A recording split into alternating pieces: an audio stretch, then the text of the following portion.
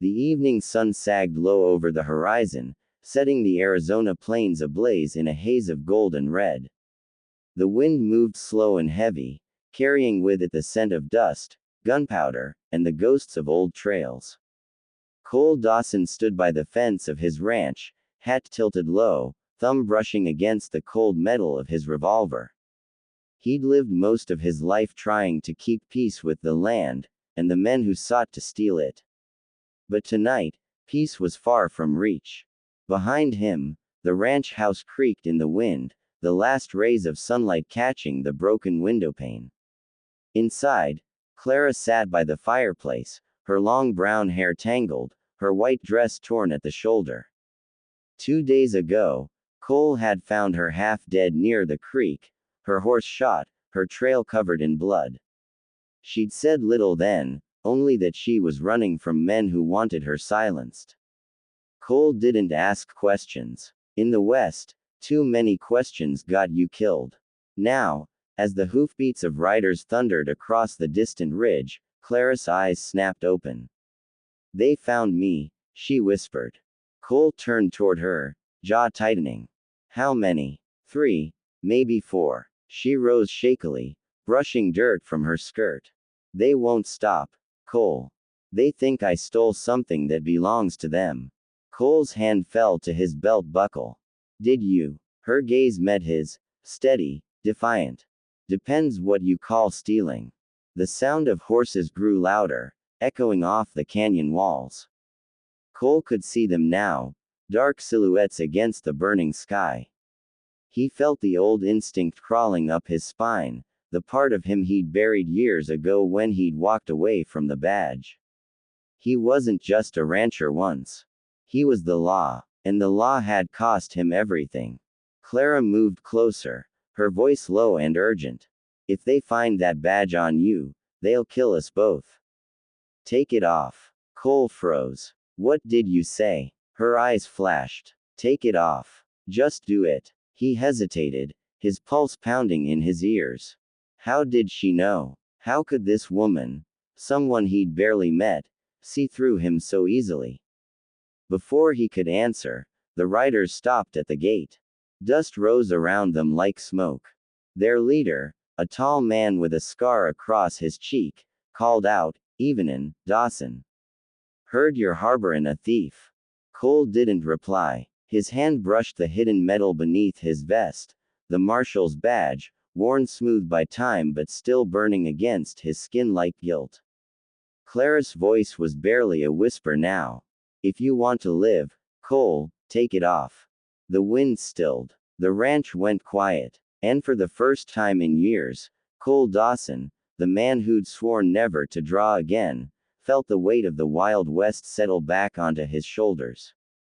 Somewhere deep inside, he knew what he had to do. But doing it would change everything. And as the scar-faced outlaw dismounted, Cole's fingers trembled near his vest. The past was no longer buried, it was standing right in front of him. The gunshot shattered the evening silence like a whip crack. The echo bounced off the canyon walls, rolling across the barren plains. Cole Dawson's breath caught in his throat as smoke curled up from the barrel of his revolver. One of the outlaws dropped to his knees, clutching his chest, eyes wide with disbelief.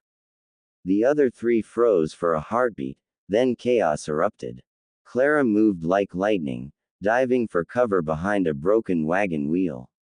Her revolver gleamed in the orange twilight, steady in her hand despite the tremor of fear in her eyes. Cole ducked behind a water trough, bullets splintering the wood above him.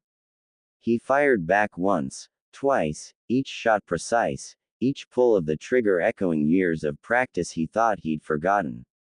The outlaws spread out, circling the ranch yard, their horses snorting and pawing at the dirt. "You think you can hide her, Marshal?" one of them shouted, voice dripping with venom. "We know who you are." The words hit Cole harder than the bullets.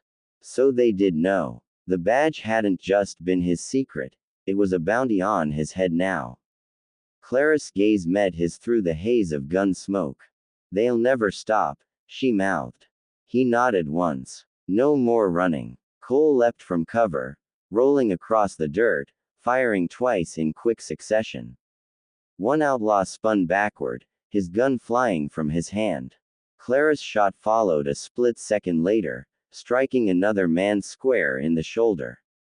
The last outlaw turned his horse, fear flashing in his eyes, but Cole was faster. The final shot rang out, echoing like judgment. Silence fell. For a long moment, there was nothing but the sound of the wind and the slow drip of water from the trough. The acrid scent of gunpowder hung heavy in the air. Cole straightened, chest heaving, the revolver still warm in his grip. Clara stood, brushing dust from her torn dress.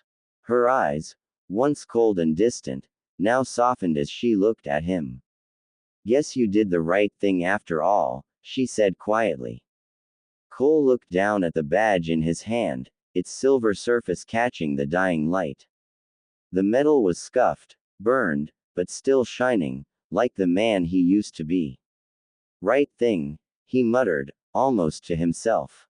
"Funny how that changes." Clara stepped closer. "You could have run. But you didn't. That counts for something." He gave a dry, tired chuckle.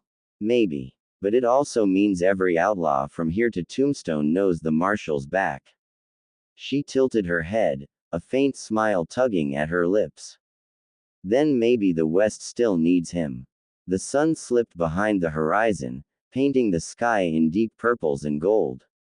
Cole holstered his revolver, the badge glinting once before he pinned it back on his vest.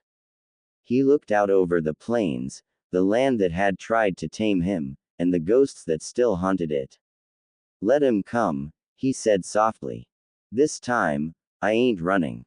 And as the night swallowed the desert, the legend of Cole Dawson, the rancher turned lawman, was born again, written in gun smoke, blood, and the endless silence of the Wild West.